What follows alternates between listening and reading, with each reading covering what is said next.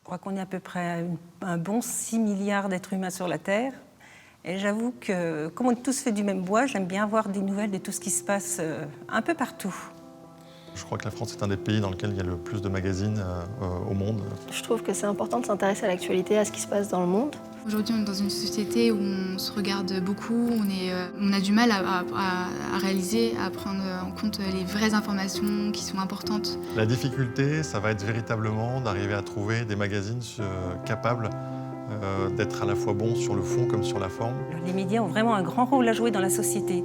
Déjà, de donner une bonne information. D'être capable de venir vulgariser les sujets compliqués.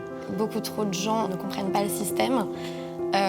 Du coup, sont un peu cantonnés à suivre ce qu'on leur dit. Quand on est bien informé, je pense que dans un premier temps, les consciences se mettent un peu en route. Je regarde de moins en moins les informations quotidiennes.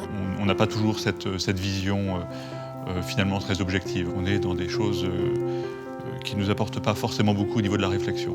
Même des magazines réputés assez sérieux ou des quotidiens réputés assez sérieux, je ne sais pas comment l'expliquer, j'ai cette petite impression de vide à chaque fois, une fois que j'ai terminé le magazine. C'est tellement anodin que j'éprouve même pas l'envie de continuer. On se dit, mais pourquoi continuer à lire ces revues si pleines de rien?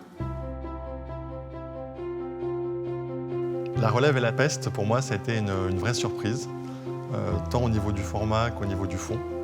C'est différent de ce qu'on voit.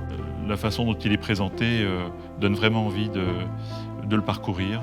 C'est pas un journal, c'est pas un livre, c'est véritablement un livre-journal. C'est des informations concrètes qui nous sont données. J'avais jamais vu ça avant, c'est complètement innovant, c'est hyper esthétique. La ligne éditoriale se fait fort d'aller chercher des spécialistes dans leur domaine, des philosophes, des scientifiques, des intellectuels, et sans dénaturer leur discours, de venir le retranscrire de façon abordable, lisible, agréable. Ce sont avant tout effectivement des spécialistes qui ont un regard différent. Dans La relève à la peste, le fait qu'il n'y ait pas de publicité est d'autant plus important du fait qu'ils sont à 100% libres de dire ce qu'ils veulent. La relève et la peste peut changer les mentalités dans le sens où elle pousse vraiment les gens à prendre conscience des choses, elle pousse les gens à prendre conscience aussi qu'ils peuvent, eux, changer les choses à leur échelle. Quelque chose se passera. Oui, ça peut changer notre société. Et je pense qu'il est vraiment temps que les consciences s'éveillent.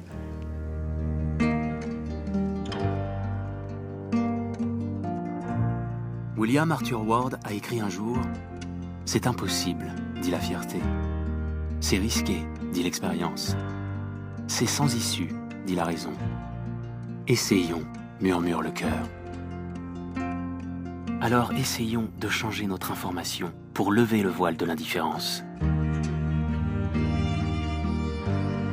Essayons d'éveiller nos consciences sur un monde où chaque note est en train de nous échapper. Et devenons ensemble les gardiens de notre liberté d'expression. Nous sommes la relève et la peste, l'orchestre bienveillant. 10,000 cars, 10,000 trains.